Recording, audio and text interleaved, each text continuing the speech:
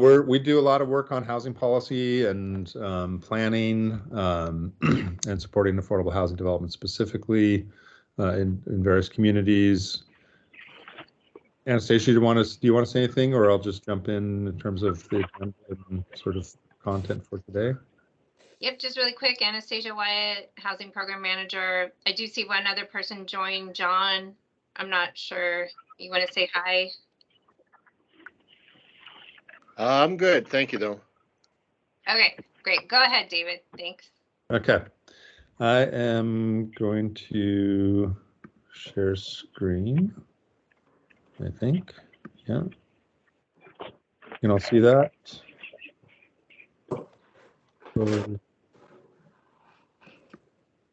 It's asking me what electric control is, computer using accessibility features.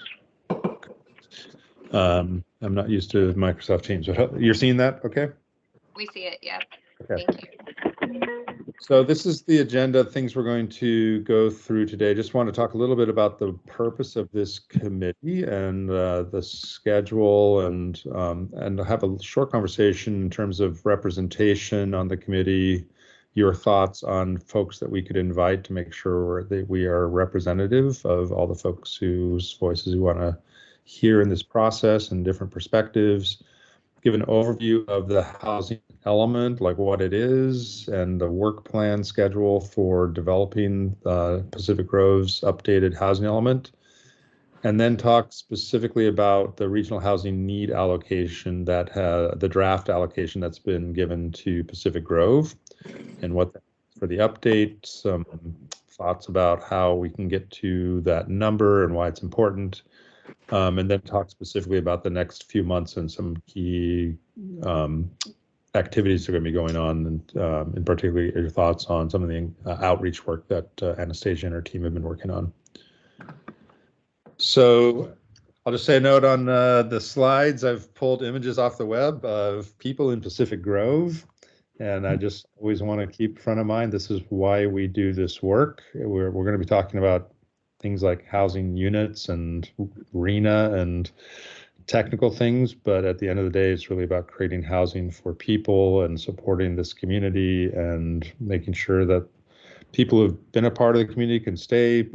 People, children have a place, an opportunity to remain in the community and grow their families, and places for people who are part of our workforce and help make things work. That there's opportunity, if they choose, for them to be able to find something that works for them in Pacific Grove. So the committee is an advisory committee by name, and to advise the staff, Anastasia and her team, and us as the consultant on our approach to engagement. We'll be sharing with you analysis results as we have them going forward. And actually, really importantly, your thoughts on the policies and programs that'll be included in the housing element. Very important that this be an inclusive process. I'll talk a little bit about that. It's actually required by law, in addition to being the right thing to do. We want to be craft pro-housing policies and programs that will work in Pacific Grove. We've got a lot of examples of what other communities are doing, and we want to make sure that what we do is going to work in and for the community in Pacific Grove. Look to you to be liaisons to constituencies, groups that you're a part of, that you have regular interaction with, and making sure that people understand what's going on, and sort of seeing yourself as that liaison role between that update and groups that you're participating in. And then look to you to make sure that we're having open, honest, constructive dialogue about how to take on a really challenging set of issues. Committee will meet every 2 months. It might change a little bit as we go forward, but that's the general plan. I think Anastasia is just talking about just sort of getting dates on the calendar so you can plan for those. In between meetings, there might be things that we send for you to review, or there might be public-facing meetings that we let you know about and encourage you to attend. And then there might be opportunities or times where we ask you to help with some of the outreach stuff, sending on a note to email list you're a part of, et cetera. So I want to pause and see if there's any questions, things that you have about the committee. I'm trying to figure out how I stop sharing in Teams. How do I do that?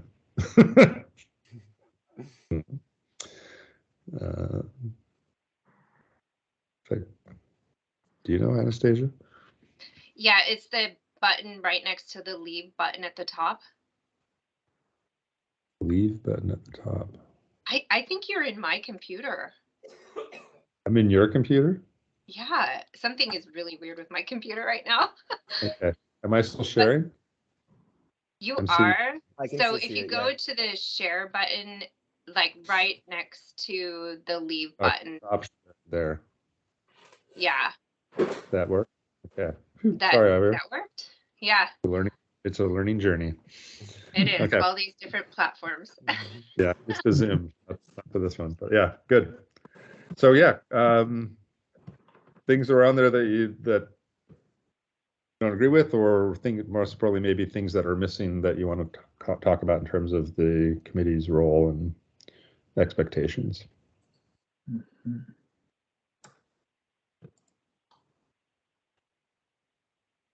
Yeah, Don.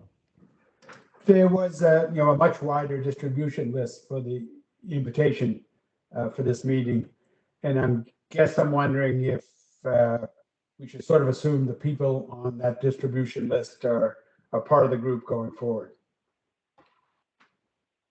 I believe so. Yeah, Anastasia, I know you sent out the.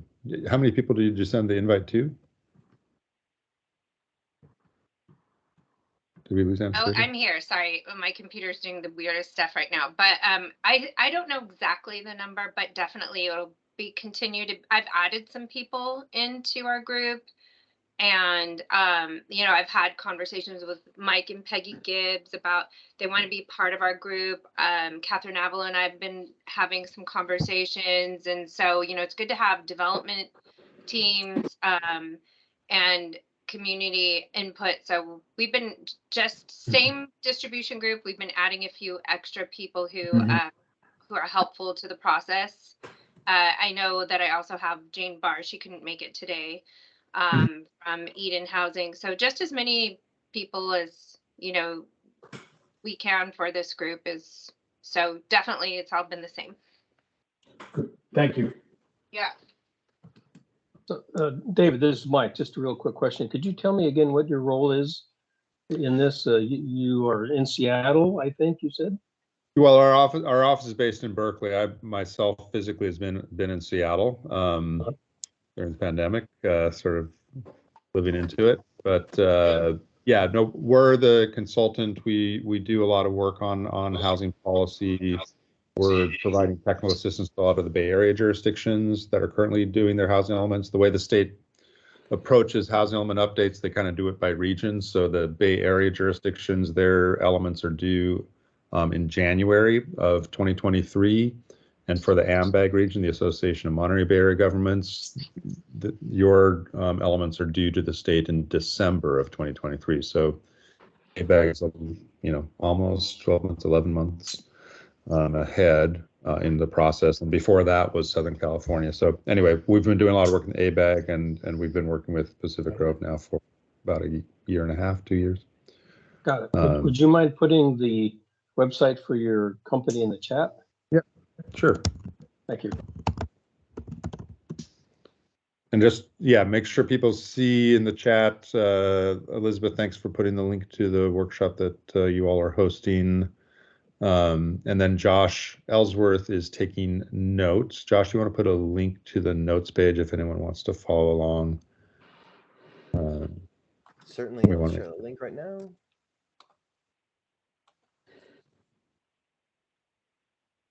Great. And we have Chaps, you have a question, comment? Yes, yes, I do. Thank you. Being that I'm new to this group, I'm going to ask some dumb questions, so bear with me. So is the purpose of this group housing advisory? Is this for construction of new homes or modification of new homes? Basically building. Is that the purpose of this group? So specifically, the purpose of this group now is to support the staff, advise the staff on the housing element update, which basically we'll talk about sort of what the element is, but it sets the rules of the game essentially for housing development in Pacific Grove. So there'll be a number of policies that we're talking about, and then very, very importantly, some potential rezoning to create additional housing capacity. And there'll be, policies related to supporting new development, et cetera, but it won't be reviewing specific project proposals. Got it. And a couple of related questions there. So that when you say housing development, is that any types of housing development, workforce housing included, or is it like confined to something? So the way the state process is structured, we get a housing needs allocation by 4 different income categories, and we'll talk about what those categories are and what that means in terms of looking at our housing sites inventory. But yeah, so there'll be a very low income, moderate income, and a moderate.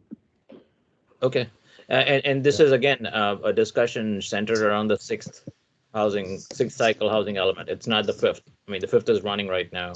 We're focused on the sixth. At the end of what was called the 5th cycle, and this is now the 6th cycle that we're starting the planning process for. Yeah, and the final question here. The recommendations from this group, where are they going to be directed towards? Are they towards a certain committee, board, city staff? It's advisory to staff, and then there will be times in the process where we'll be doing check-ins and workshops with Planning Commission and then with the City Council. So we'll be, taking options and some recommendations, and this group would be advising staff on what those recommendations could or should be. Okay. All right. Thank you. Yeah. Don, did you have your hand up for again, or is that? No. Okay. Yeah. Great. Thoughts on, so Anastasia, in terms of folks who were invited but aren't here, do you want to just give us a little overview, maybe representation of sort of different groups that you had included in the invite? I want to get some feedback on sort of who's missing. Any other thoughts on others that we could or should invite? Great, yeah. And just a quick, I just sent you an email, David. My computer is doing really, really weird things. So if I'm, just forgive me. You're in control because I'm not in control. Anyway, yeah, we have representations, a couple of city council members. Thank you for coming. We have planning commissioners here as well. We have members from the school board. We have, members of housing community, development community, whether it's for-profit, nonprofit, or like Jay's interested in, if we develop that, we did develop in a, in a efficient and looking at the environment. We have other community members who are really interested in how we develop as a community, like Mike and Peggy Gibbs. We met, we talked about how do we meet and how do we move forward in our community and get more involvement and get more participation. And really, as we're going through this housing element cycle, it is really about, one of the biggest things that the state wants from us is participation, that we actually listened to people and we heard people. And as an advisory group, it's great to just have those conversations. Sometimes with housing, that's really one of the most key ingredients, and a lot comes from recommendations or how staff moves forward comes from you all, because so you're a very important group to us, and I thank you all for being here. And we couldn't do it, without you. I had realtors who I've invited to this group as well.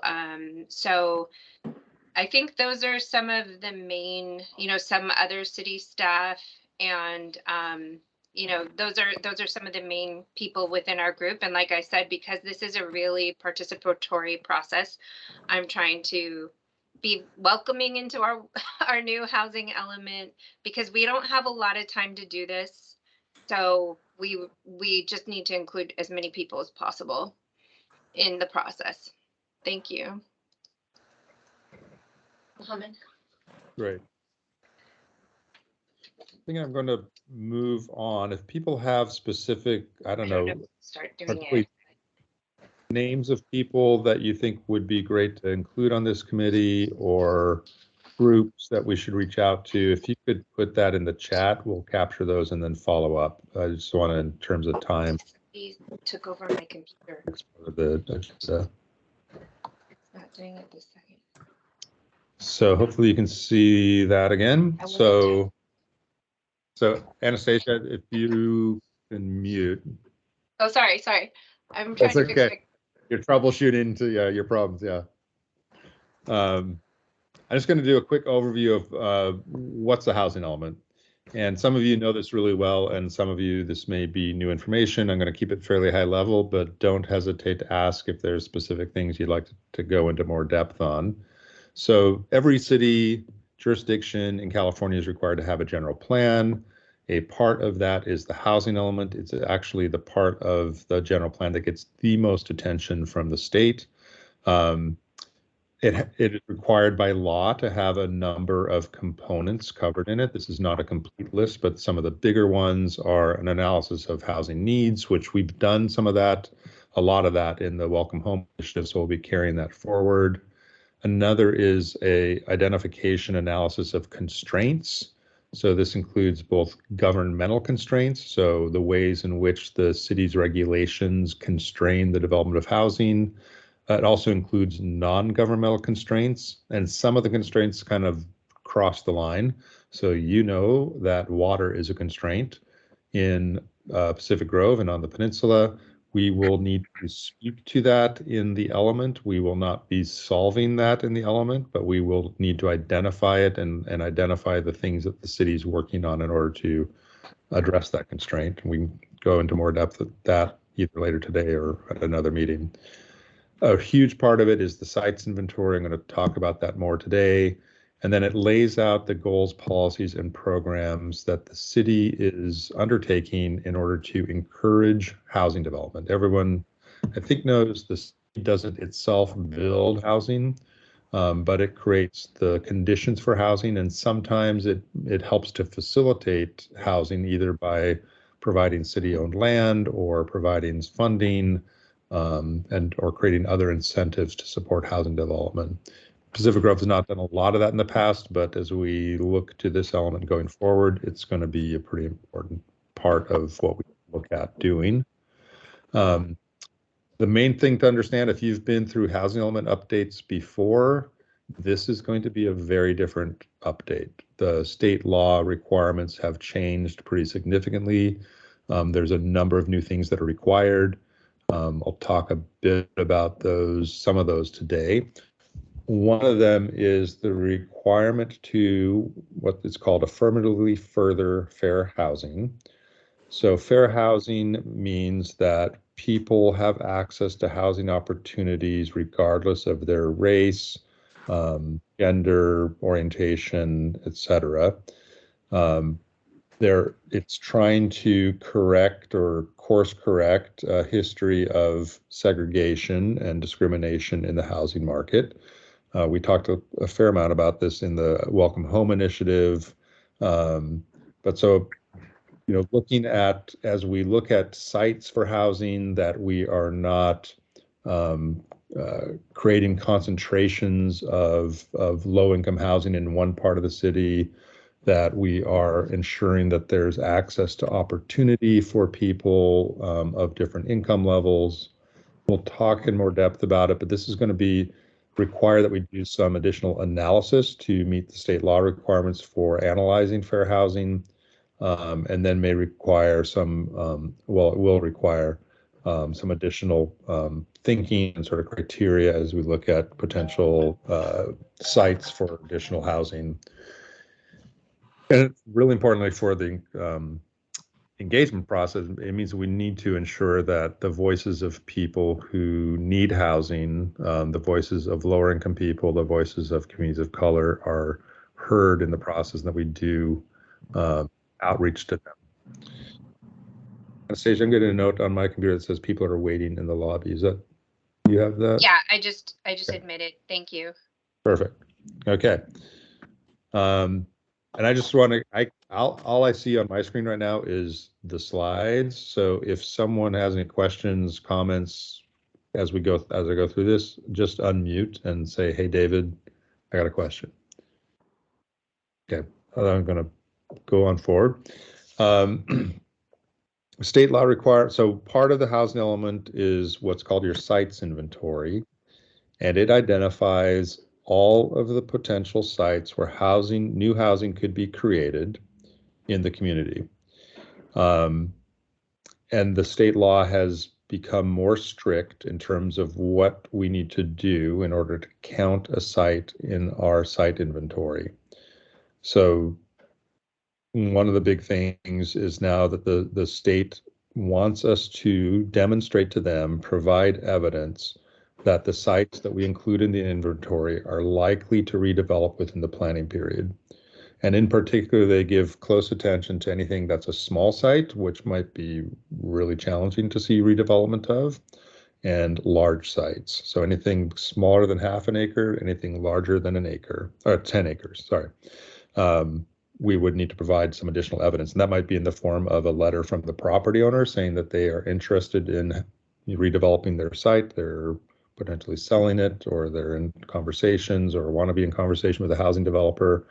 It could be in the form of some economic analysis to show that the rezoning that's being considered or the current zoning that's there is conducive to the development of housing.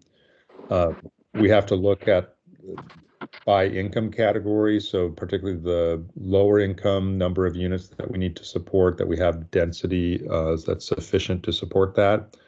The state calls a default density for Pacific Grove. The default density would be 20 units to the acre. And if we have sites that are 20 units to the acre, the state will say, okay, that supports affordable housing development.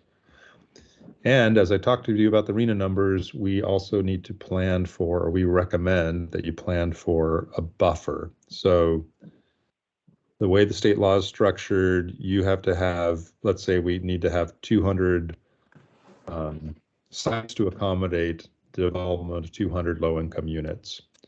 And one of those sites comes in, and what they decide to develop is luxury condominiums.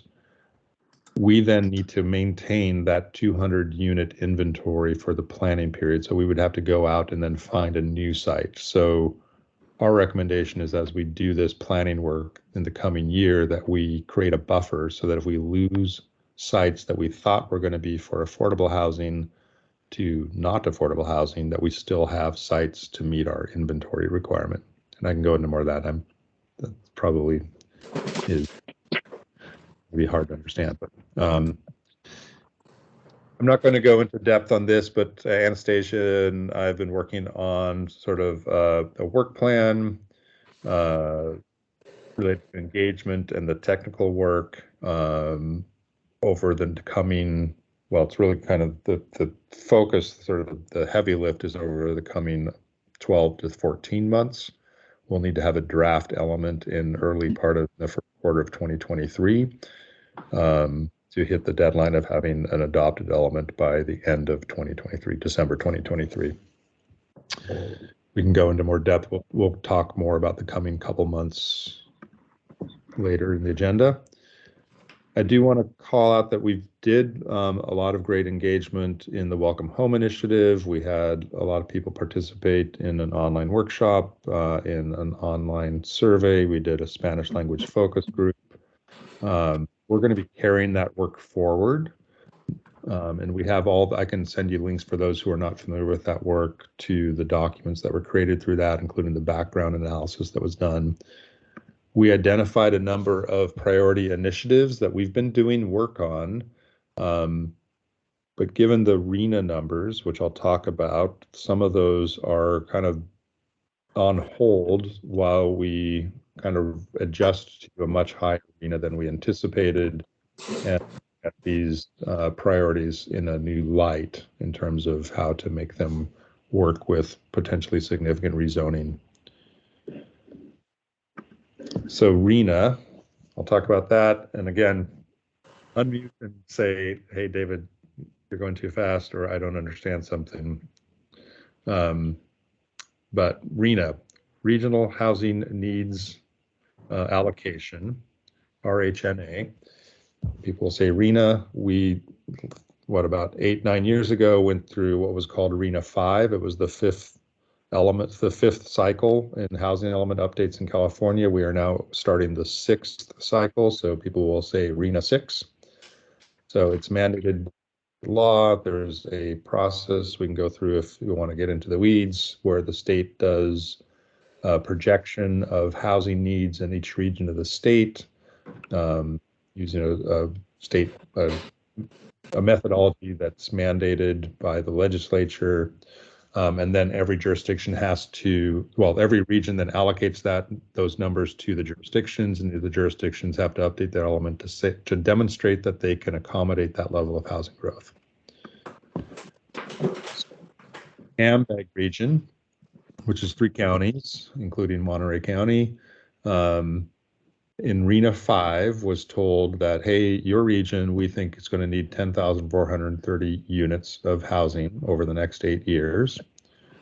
For RHNA 6, that number is 33,274. And that number is set. That number has been given to the region by the state, and the region has to demonstrate that it will facilitate the development of those 33,274 units. I'm going to go through some tables that show you what those numbers are. The AMBAG, the Association of Monterey Bay Area Governments, develops a methodology for distributing those numbers to each of the jurisdictions.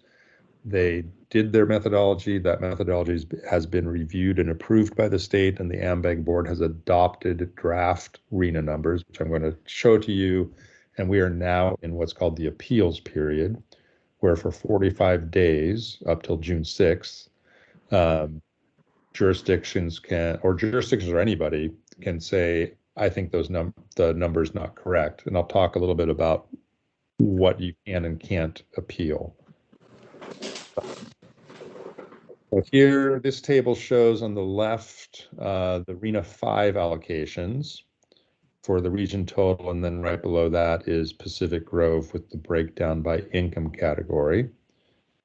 And then we also have listed there the units that have been produced. So overall, Pacific Grove has met its RHNA 5 in terms of the total number, but it has not met it in terms of the very low income number. So you can see the RHNA 5 allocation is 28 units, and there's been 3 units produced in the very low income category. But in the low income and moderate income and above moderate income actually have met and exceeded those RHNA figures. The third column over is the RHNA 6 draft allocation, final numbers, but they're draft, and they're what we're going to work with for now, because it's unlikely they will significantly change, but they could change. So there's the overall 33,000 figure for the region, and Pacific Grove's allocation based on the methodology that was adopted is 1,125. So that's an 878% increase from what we had to plan for in RHNA 5. That's a big bump. And particularly when you break it down by the income categories, we had 28 units we needed to plan for very low income. Previously, we need to plan for 339 units in the draft numbers for RHNA 6. So this is why we've been readjusting from some of the things we had been working on for implementing Welcome Home Initiative priorities. And we're going to be focusing on these numbers and rezoning strategies and other strategies to get there. I have one other table I just wanted to show to put some things in perspective. These numbers, it shows the percent increase from RHNA 5 to RHNA 6 for Pacific Grove and for not all, but many of the jurisdictions in Monterey County, mostly the peninsula cities and some others. But you can see Pacific Grove's numbers went up 878%. Carmel's numbers went up over 1,000%. Seaside numbers went up 57%. Marina's numbers actually went down. That's because of the change in the methodology that AMBAG used. And the other thing we thought was interesting to look at is the current number of units that are in each of those jurisdictions. And so that includes in Pacific Grove, about 8,200 units that exist. And what that percent increase is from basically what's on the ground today to meeting those RENA 6 numbers. And that gives a slightly different perspective on those numbers in terms of Pacific Grove's projected growth from RENA 6 is actually pretty much consistent with the projected growth county-wide from the numbers that were given by the state.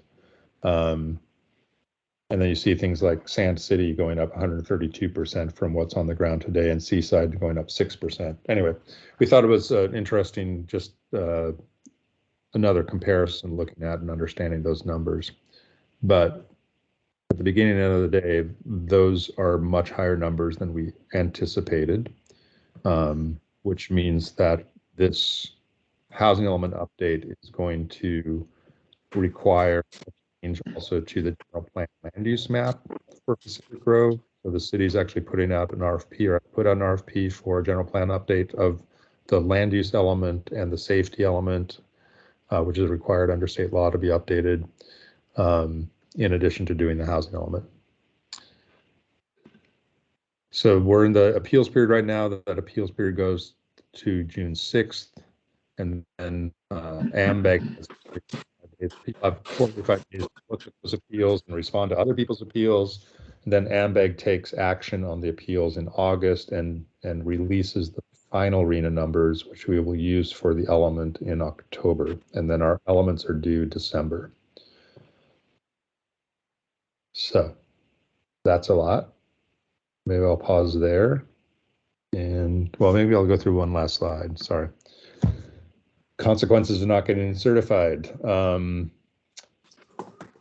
essentially, every jurisdiction has the authority to regulate its land use under state law by having an adequate general plan.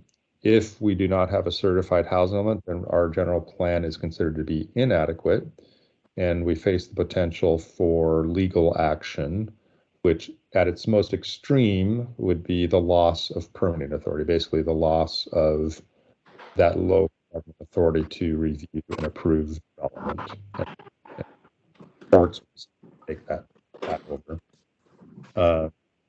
The state's put in place a new housing accountability unit. They are proactively monitoring people's work to implement their housing elements after certification, and are taking actions to hold people accountable to what they put in the elements. So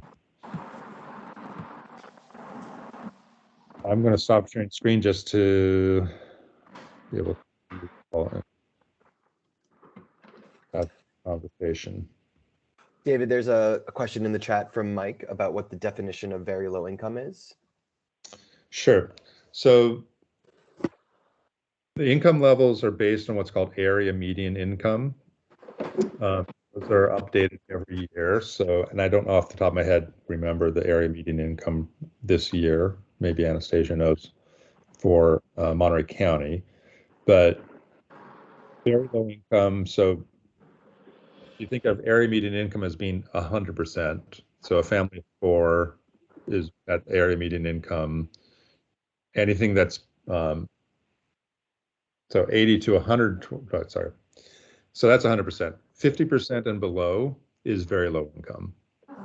30% and below is actually extremely low income, which we don't get a number for, but we have to speak to the element. So 30% and below, extremely low income. 50% and below is very low income. 80% and below is low income. And then up to 120% is moderate. Anything above 120% is above moderate income. So 0 to 50, 50 to 80, 80 1 above is how those numbers break out. And Stacey, do you know what's the area median income? I think for a family of 4, it's about 88,100, roughly. I think it's close to that. And let's see, there's a hand up from Catherine. Hi there. earlier you mentioned that there was a 20 dwelling units per acre threshold or baseline density established. Who establishes that and how? So the state has what they call a default density. So it's established based on the kind of county you're in and the kind of community you're in. There's basically just two thresholds. More urban communities are 30 unit per acre threshold, and Pacific Grove and sort of less urban communities are at a 20 units to the acre threshold. And the state calls that their default density. So if you have a site that it's not just the density, they're looking at other things too in terms of policies to support development. But if you have it at 20 units to the acre and you say this is a site that we think is suitable for low-income housing development and it's 20 units to the acre, they generally say, okay, that we'll accept that. If we come in and say, well, we have a site that we think is suitable for affordable housing development, but we're going to put it at 16 units to the acre, and we think that it still could support affordable housing, we could do that. We would then need to show our homework and some economic analysis, feasibility analysis that demonstrates that an affordable housing developer could actually build on that site at that density. But 20 units to the acre is what they call the default. Does that make sense, Catherine? Yes, thank you. Yeah. And John? Sure. Thank you. So three questions really, and they're not really necessarily related. When you increase housing, does that include annexation of existing areas? For example, there are 24 units that are really, I mean, for all intents and purposes, they're Pacific Grove, and if we could annex them out of Pebble Beach, everybody in the world would be happier anyway. So does that count or not, if it could be done? I would have to check. I don't think if it's an existing unit. If it were a property that were being annexed and then being developed, that would count, or could count. I'm not sure. Don was shaking his head no, absolutely. So the next question is, housing size matter? When we say low-income units, are we talking 900 square foot, 2-bed, 1-bath, or does it not matter? Is it completely independent? So the state counts units, but in our needs analysis, we would need to look at sort of the different types of households that are in need of housing, that are in the low income category, and have policies or programs that then support housing to meet those needs. So within that, there's all sorts of things. People with disabilities. We have policies and things in place to actually support the development of barrier-free housing that would meet those needs. Large families is something that we look at. It's required to be looked at in the element. So if we had only policies that really facilitated studio apartment development, that would be a problem. We would need to show that we have policies and programs in place to support 2-3 bedroom developments. And finally, of that 1,125, I mean, quite seriously, that's not realistic for any number of reasons, not just space. You don't have construction workers to build 150 homes a year, over 8 years, right? We couldn't do that with current costs and current manpower come hell or high water right now.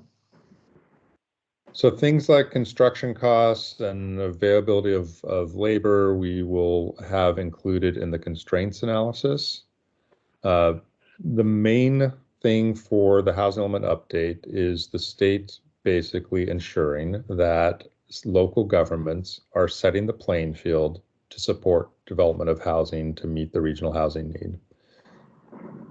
There's all sorts of things that are beyond the control of local government. The local government does not build housing, but statewide, one of the things that's gotten in the way of meeting California's housing needs is local regulations that make it super difficult to build housing.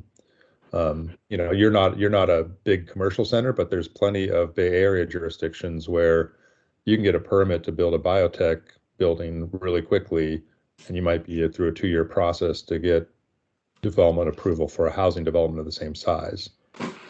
It's just, so the state has put in place a whole bunch of policies that we have to now integrate into our local policy structure to support, to basically be pro-housing in terms of regulatory structures and development approvals. One of the things that is on our work plan, and we'll be moving forward in conjunction with the housing element likely, is what's called objective design and development standards. So under some of the state laws, an affordable housing developer can come in, or a private developer that has a certain percentage of affordable units, and request a streamlined review. So under that, varies by development, but they'd have essentially 90 days. The city would have 90 days to review and approve or deny the development. And any approval or denial would need to be based on objective standards that are in place at the time the application's made. So one of the things we've presented is that, Pacific Grove's current standards, most of them are not objective. They use language like must be consistent with neighborhood quality or neighborhood character. There's one, one of the favorites is must not have garish effects or garish architecture or something. So the idea of objective standards is anyone can read it and know exactly what it means and provide a development proposal that's consistent with it. And some of a lot of the ones that you have are very subjective, where 10 people could interpret it 10 different ways. So these are other things that we're going to have to work to put in place, so that any developer can come in, read your code and say, okay, I know exactly what I need to design so that I can get approval and get housing built.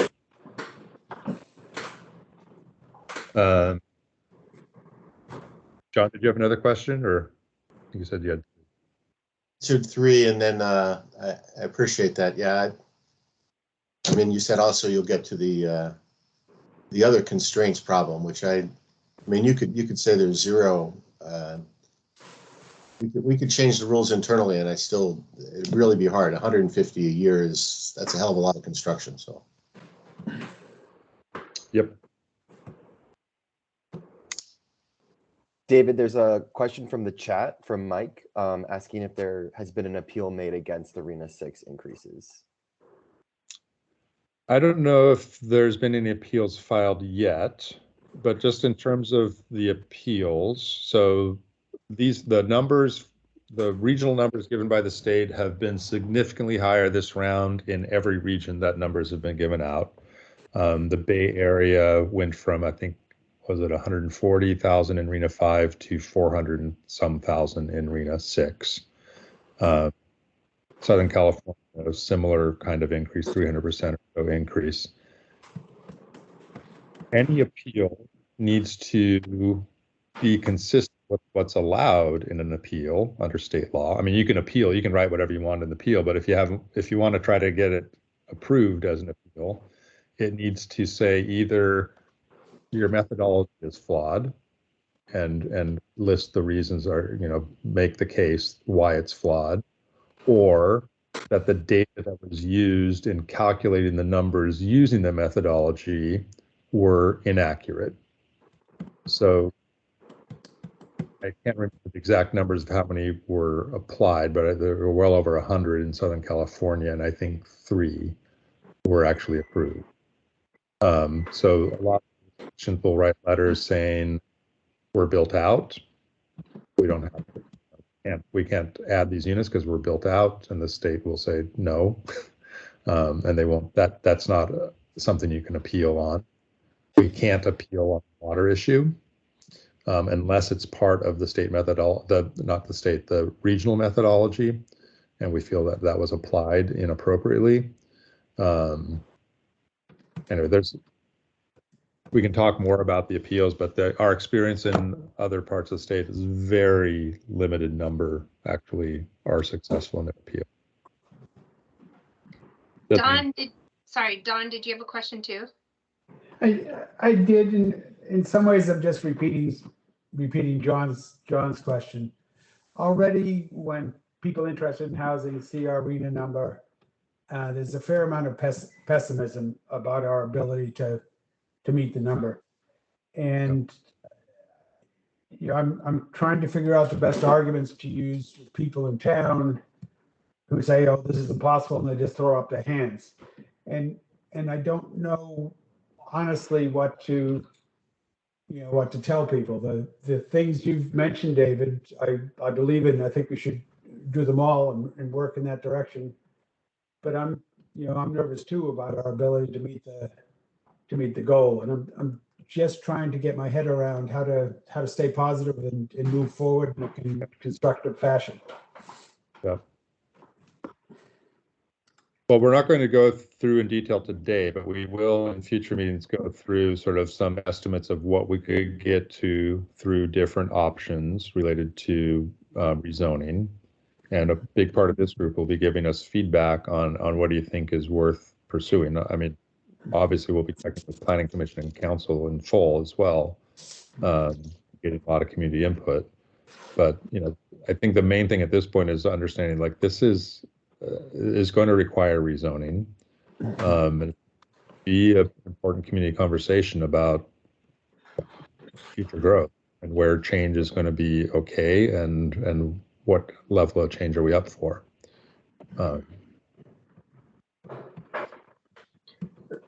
David, this is Mike. I'm just gonna, since I'm new to the process, I think most everybody here has some interest and experience, so I'm pretty naive to this. So excuse some of my questions, but our local representatives in Sacramento from Monterey County, is there any involvement or expectations for them to lobby on Monterey County or PG's behalf, or are they completely out of the picture?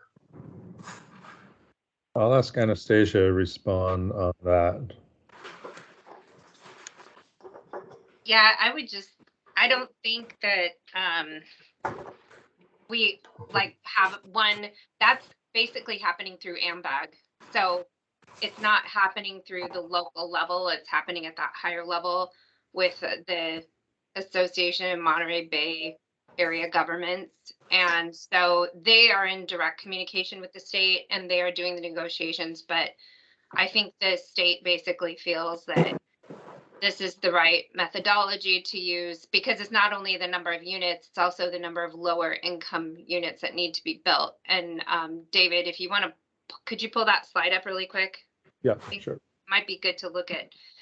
It's not just 1,125 units, but it's a lot of units that will require significant subsidies. Yeah. Hi, Barbara. Nice to see you. I'm glad Barbara is here from the aquarium. But if you look here, we've been assigned 339 very low income units. And in our current RENA cycle,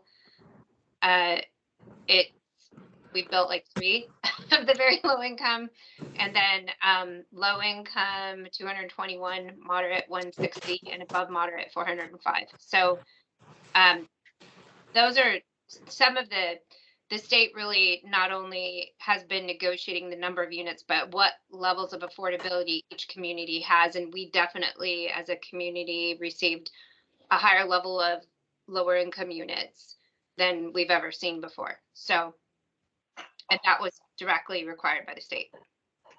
Yeah. I'm going to jump down to this slide. And yeah, Josh or Anastasia or anyone, let me know if there's stuff in the chat. When I'm sharing my screen, I can't see any of that. That's okay. Yeah, I think I saw another, John, I think you had ADUs. How many could be built via ADUs? And I think we've sort of looked at that. Do you want to talk about that, David? Yeah, so ADUs. So for those you know, ADU stands for accessory dwelling unit. So this is essentially like a second unit that's built on a single family property typically, although they can be built on multifamily properties as well. The state actually changed the law a few years ago that allows any property, residential property, to have actually 2 ADUs, one that's a detached ADU and one that they call a junior ADU. You'll see the term JADU, which is like internal to the single family home, like a renovated garage or basement unit. So everyone has under state law the right to build an ADU on their property of up to 800 square feet. And Pacific Grove adopted an implementing ordinance to support implementation of that state law. And you've actually been seeing quite a bit of interest from homeowners, and the city has been doing a lot of things to actually encourage it. ADUs get counted a bit differently than other parts of the sites inventory that we're spending a lot of time on in the coming months, because it's, an individual homeowner decides to do this. It's not like you rezone and a developer comes in and does things. It's a different beast.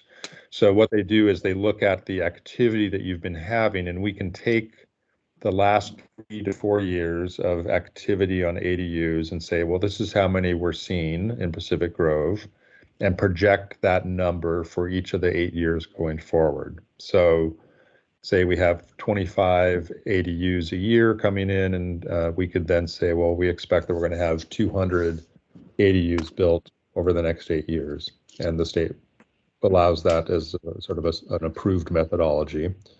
They also allow us to break out those ADU units by income category.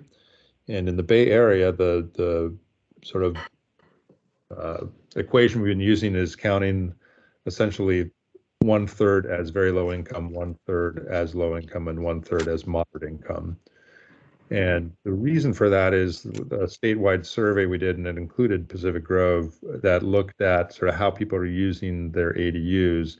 A lot of them are used as housing for family members. We use the term in-law units, and that's actually how some people use them, for adult children or who've come home maybe during the pandemic. And so those are actually let as housing for free, which then makes them count as being very low income. And so the state says, well, if you've got data that shows that that's how things are being used, then we'll accept that.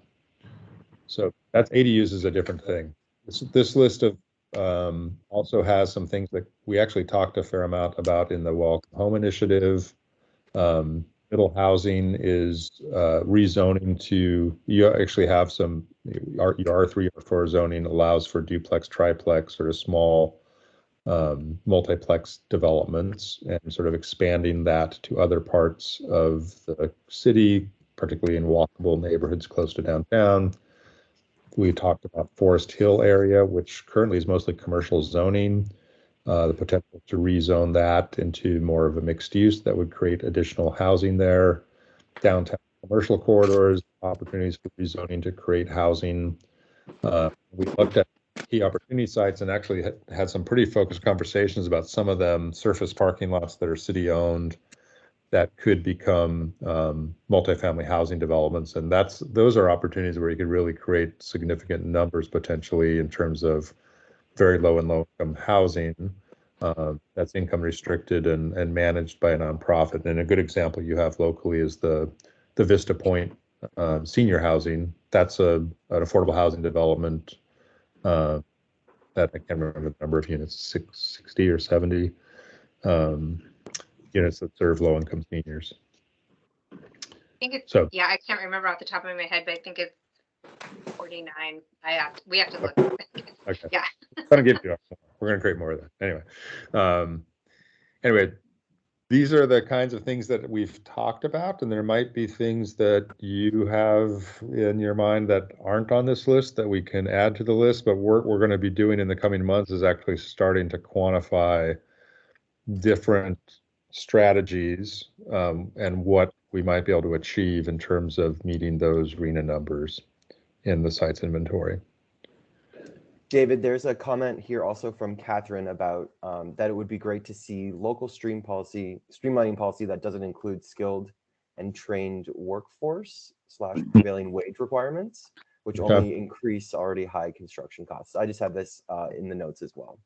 Okay, thanks for capturing that. Yeah, so Catherine, feel free to speak up. The state streamlined what I referenced, which is Senate Bill 35, SB 35, allows a developer or affordable housing developer to request and get streamlined review, but part of the requirements from the state is that you use skilled labor. So it helps you get through the process fast, and it can increase your costs in terms of the labor pool that you need to use.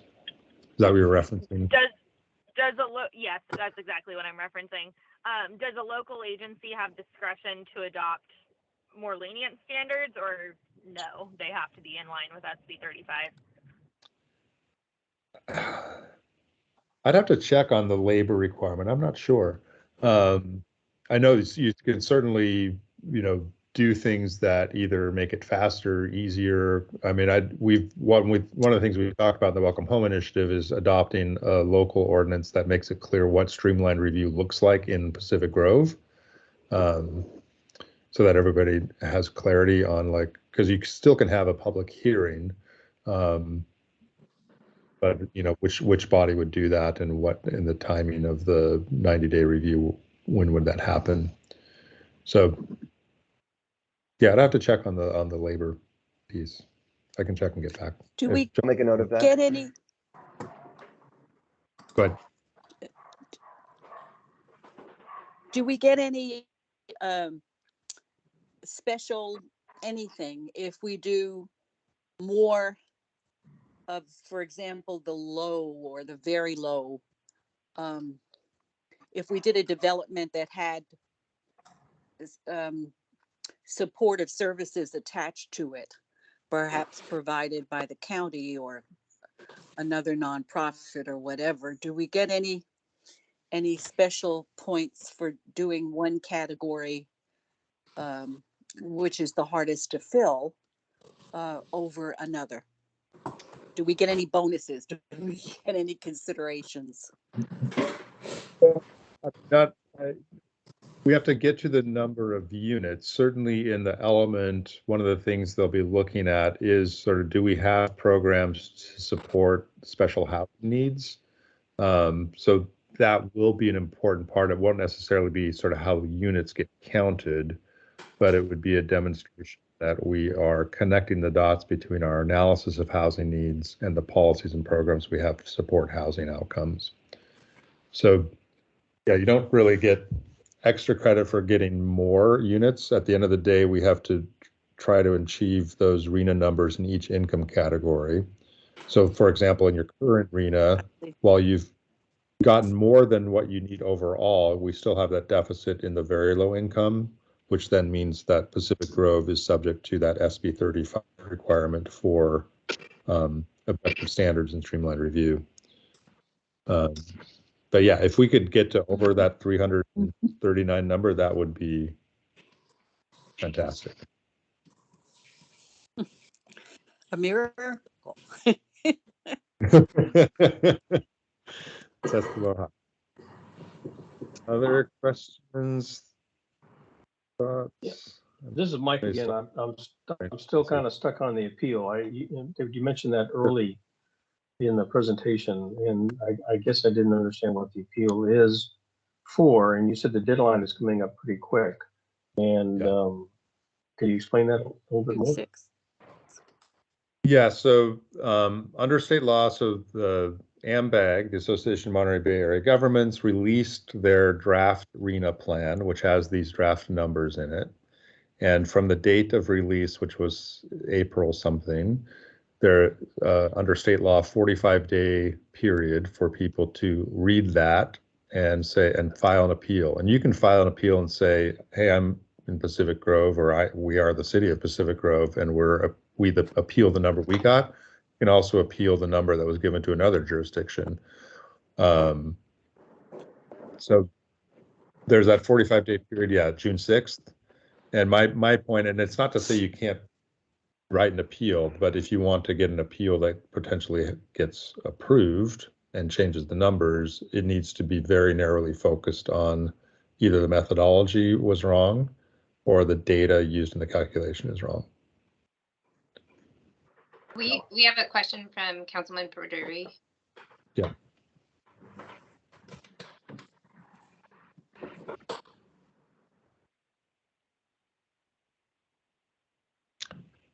Chaps, if you're talking, we can't hear. You're muted. Oh, thank you. Yeah. I want to go back to the workforce housing element. These units are designated as very low income, et cetera, et cetera. But if we develop workforce housing units, do they still have to meet these basically these segments, or is that like a special carve out? So Can we- workforce housing. Go Yeah, ahead. I was hoping you would address the workforce housing term first. Yeah. Yeah, I mean, it's a term that's used to it's somewhat interchangeable with affordable housing, but it's specifically focused on sort of the housing we need for our local workforce. And in the Welcome Home Initiative, we looked at sort of what the pay structures are like in your local workforce and how that relates to housing costs. The vast majority of your workforce are in the lower income categories. I don't think it's a big surprise. You are primarily a service economy. The jobs in service do not pay a lot. Certainly, there's a lot of people who are working from home and are making, who are professionals, or there are some, small professional offices in town, but most of your economy are, things like the aquarium, the golf courses, restaurants, serving tourists, sort of a tourist destination. And those jobs are in the lower income categories. So most of that, low income, very low income would be workforce housing. Does that answer your question, Chaps? Yeah, it does to an extent. I was also curious to know, we have city staff that are actually coming in from way beyond where the city is today. We also, I believe, we also have the school teachers, right? So in your like evaluation of like workforce housing, were these two groups considered too? Yeah, I could see if I pull them up now. We presented some slides last year that sort of related to different levels of income for different jobs that are in Pacific Grove. We did sort of pulled in sort of salary income and related that to how much they can pay for housing. Important thing here in terms of like talking about affordable housing, that means that you're paying about 30%, or you're not paying more than 30% of your income on housing. So that's the way that the term is defined. So if you're paying 50% of your income on housing, you're considered cost burdened. So when you translate a lot of the local jobs and what they earn to what they can afford to pay, there's a pretty significant mismatch between what they can afford to pay and what housing costs are in Pacific Grove. So, especially for ownership housing, but also in rental housing. And I'll see, maybe I can find that slide quickly and pull that up. Yeah, I can take it separately too. I don't need that. But it seems like you did consider all groups to arrive at the conclusion that essentially workforce housing would be in the lower income category, correct? Yeah. Okay.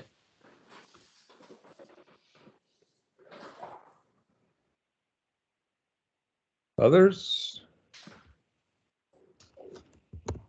I just want to clarify though, like when we, like for me, I referred to housing and the income levels that we need to build it at, because workforce has different connotations and meanings to everybody, but it's not terminology that we will use like with our housing element. It's talking the actual income levels that we're required to build at.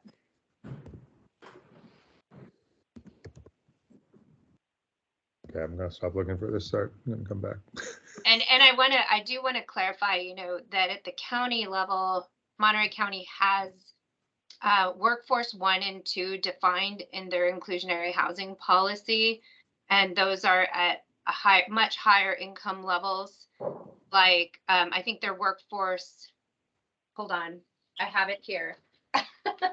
Workforce 1 is 120 to 150% of AMI, and then workforce 2 is 150 to 185% of AMI. So that's much different than we follow the guidelines from the state. So, but just in case some of you are thinking about the Monterey County's inclusionary policy and what they define as workforce 1 and 2, I wanted to clarify that. Okay. And thanks, Barbara, for the info on the starting wages. Yeah, I'll send around the welcome home final document, which has pages that walk through sort of what the affordable housing situation is in Pacific Grove and just sort of some context for why this is so important.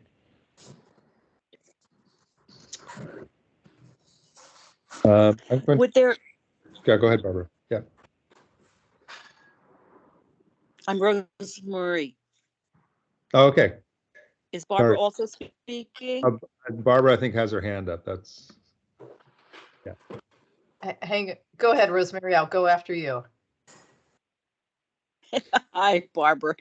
I was just wondering, is there any benefit at all about partnering with another city or with other cities in any of this? Any benefit to that? yes, and Anastasia's been working on it. Faust? Yeah, we've been trying to work on multiple fronts and working with MBEP too. So I appreciate our MBEP partners. There are different ways for us to partner. You know, one is just on the outreach, and we're going to be doing, as Elizabeth mentioned earlier, our housing outreach session in Seaside on May 23rd from 6 to 8 p.m. at the Oldemeyer Center. So if you're all want to come, that would be, you're all invited. We would love to have everybody there and as many members of our community as possible. So we also have been trying to work on a regional housing trust fund, but that kind of seemed to have fizzled recently due to participation, and it's tough. I mean, regional participation is tough, you know, when we talk to our partners, but we'll continue to look for opportunities that might work out. So that's a great question, Rosemary, and we'll keep that up. Great. Barbara. Thank you. Yeah, I just, the slide you had on before, David, where you talked about the different areas, what is, you had middle housing? What does that mean? So it's a term that's been sort of come up in the last few years. So it's, you know, a lot of the way housing's been developing in the last 10 to 20 years, which is not the way it's been developing forever, is that we have single family homes and we have apartment buildings. And we zone for that, and the market builds that. Historically, you had a lot of other types of housing that were mixed in, and you actually have a lot of examples of this in Pacific Grove in your older neighborhoods where there's duplexes, triplexes, quadplexes, small little apartment buildings that are mixed in a residential neighborhood. It's not just all one type of housing. And so the terms come up of this middle housing, sort of how can we create more diversity in lower density neighborhoods that may be predominantly single family, but have other options and just sort of has built in more affordability without substantially changing the character of the neighborhood. So that's something we talked a bit about in the Welcome Home Initiative, and we actually did some looking at areas that we could potentially rezone to middle housing to have, you actually have the zoning there, R3, R4 zoning, but broadening that to other areas. One of the things we did, though, is we did some economic analysis of what might happen. And there are ways to get there in terms of how we structure the regulations. But your biggest trend neighborhoods right now is people buying older duplexes, triplexes, and tearing them down and building very large single family homes. Because there's a lot of money to be had in luxury single family homes. So it's actually, instead of seeing more of the middle housing, we're actually seeing a loss of it. But could structure the regulations such that it's more attractive to build a duplex or a townhome than it is to build a single family home. And we could talk more in detail about that, but it's still something I think it's worth looking at. And it was identified as a priority for the coming out of the Welcome Home Initiative. Got it. Okay, I just wasn't familiar with that categorization. Middle housing makes sense. There's a lot to be filled out in between those two types of single family home and multifamily large apartment complexes. A quick question, something I'm witnessing from where I live in Santa Cruz County. I've seen apartment buildings getting bought and renovated under 1482, and then rents jacked up, and you know the lower income workforce has been evicted for just cause, and renovate and then, yeah, jacked up and here come the tech workers from Silicon Valley to take those spots. And I've also been hearing a little bit about two different models or strategies, community, I forget what it's called, or a tenant where there can be community ownership, where perhaps before that building is sold, Yep. for speculative reasons, it could be bought by a city or county or government or quasi-governmental or by a nonprofit. And likewise too, I think there was a New York Times article last Sunday in Brooklyn, I think, example of tenants buying their own Yeah. unit or their own complex. Would those ideas be worth us considering for a city like Pacific Grove? And also, would that serve us well in terms of meeting these RENA numbers? Meaning, there's already, housing constructed. It's just not, let's say, properly managed to serve our workforce. And can we change the ownership structures of those existing buildings to create more opportunities? And would those numbers count toward RENA under those kind of creative scenarios? Yeah, so I'll start with the last part. There are certain conditions by which you can count those units in terms of, particularly if you're taking them from being market rate units to being affordable units, as being deed restricted by income. So a nonprofit, for example, taking over a market rate apartment building and making these into deed restricted affordable units, we can count those. There are certain conditions we have to meet in order to count them, but it's likely we could in that situation. What you're talking about, it has a lovely abbreviation of COPA and TOPA. So community opportunity to purchase and opportunity to purchase. So the way those policies are structured, and there's some, San Jose's been working on a policy, and I think some others in the Bay Area. So private apartment owner says, I want to put this on the market. What the policy requires is that the tenants or a nonprofit have the opportunity to sort of first opportunity, right of refusal, first opportunity to purchase. So they still have to pay a market rate price for it. So there has to be an assessment and they pay the price, but it's not in an open competition where your competition is an investor or a equity firm that is coming in with all cash and happy to pay over asking in order to get the property because they're, want the cash flow and they're going to, like you said, renovate it, jack up the rents and make money off it. So that is an example of a preservation strategy that we could look at in the housing element process. We sort of talk about sort of 3 Ps sometimes in the housing world. So there's production, where we need to create more housing because we just don't have enough of it.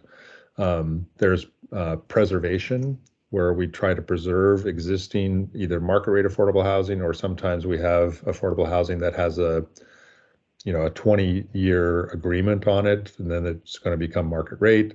And then there's also protection, so protecting tenants who might get displaced from new development or be displaced due to rising rents, et cetera. So those are 3 kinds of sort of buckets of policy that we'll want to be looking at.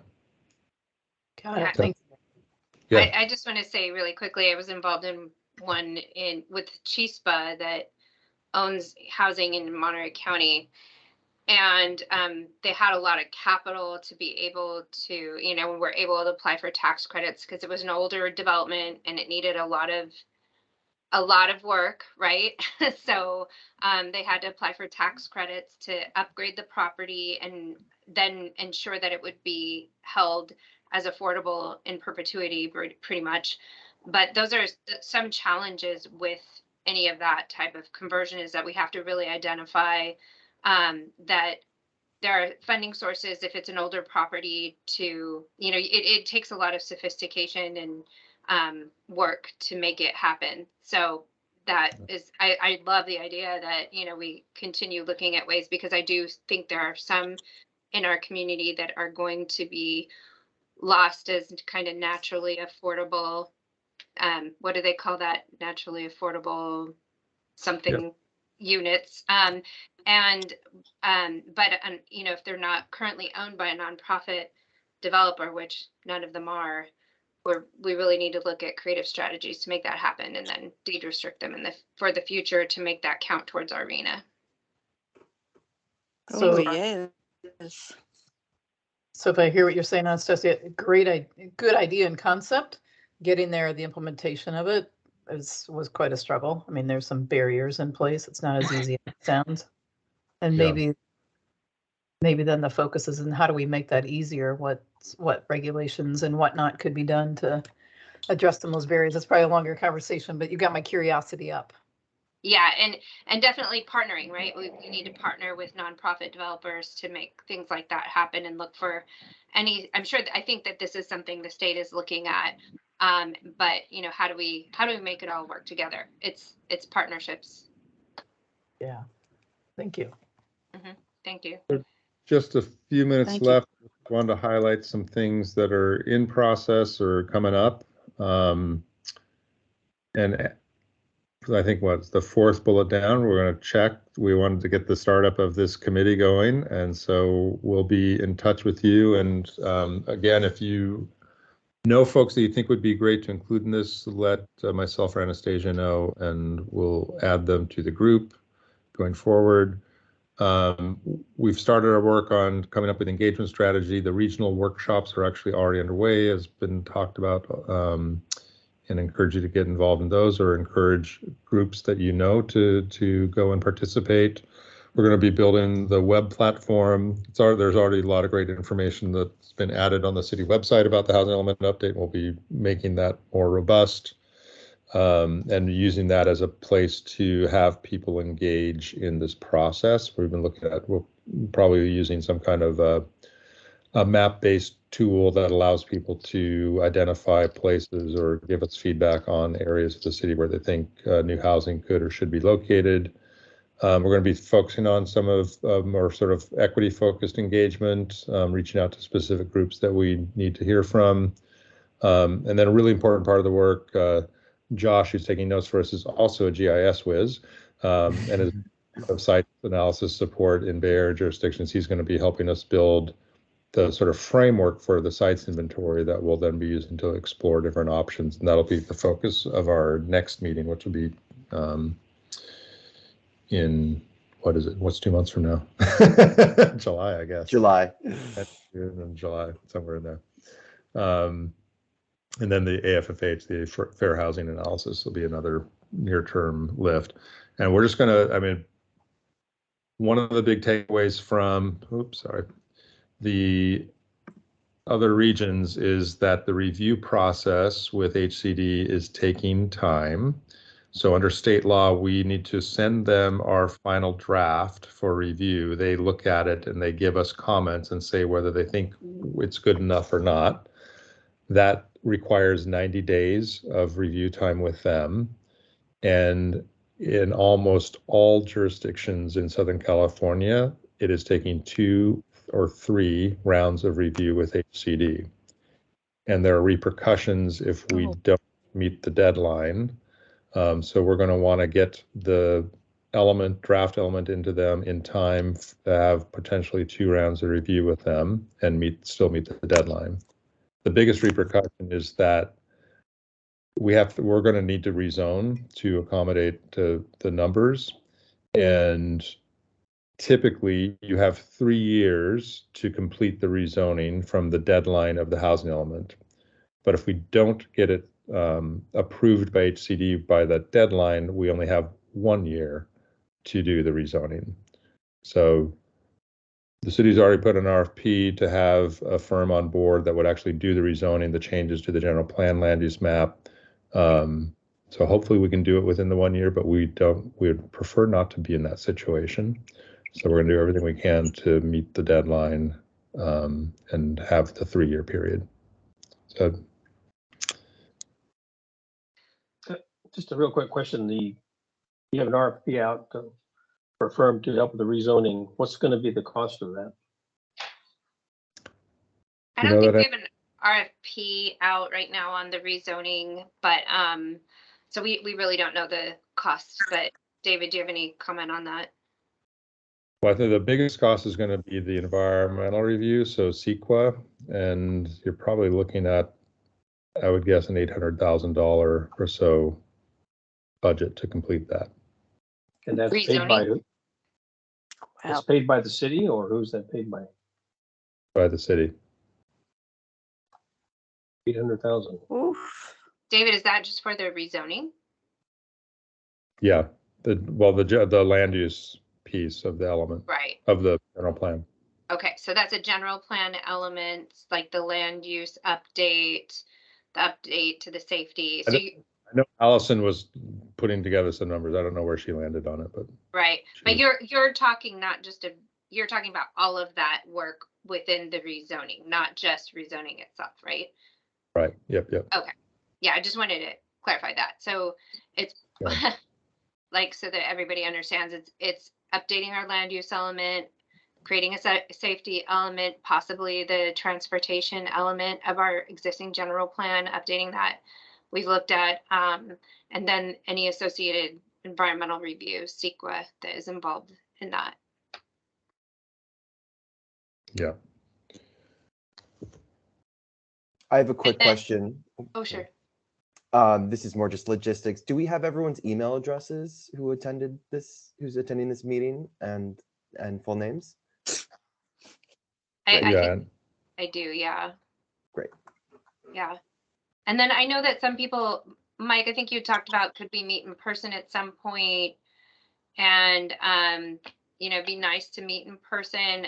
How does everybody feel about the next meeting, continuing online or meeting in person? The one thing I'm a little concerned about with our group, I mean, we could have some that want to meet in person, maybe as an offshoot, but I don't want to lose everybody being able to be online, because I know we do it kind of during lunch and that gives people an opportunity to attend. I wouldn't mind like trying to have another meeting where we just kind of, more casually talk and discuss housing. I could do that here, like sometime in the evening, and then we just continue this group online. Does that sound good to everybody for now? Sure. Yep. We can discuss it again next time. So have you sent out a calendar invite for the next meeting, Anastasia? I haven't. I don't think. Or you know what? Maybe I did do a recurring. Did I? No. Okay. I'll send out the next one. Okay. I know we're a little over time. One, I just want to thank everyone for participating. I'm sure your head's swimming a little bit. But reach out with any questions. I'll send a couple follow-up pieces of information related to the conversations we had. And Anastasia will get the next meeting on the calendar. And yeah, let us know if anything's bubbling up that you want some conversation around. Otherwise, we'll see you at the next meeting. And we can follow up with the notes too. Give folks a link to check out the notes. Yeah, great. Thank you all. Thanks everybody. Bye, everyone. Bye. Bye. Thank you. Thank you. Bye. Bye. Bye.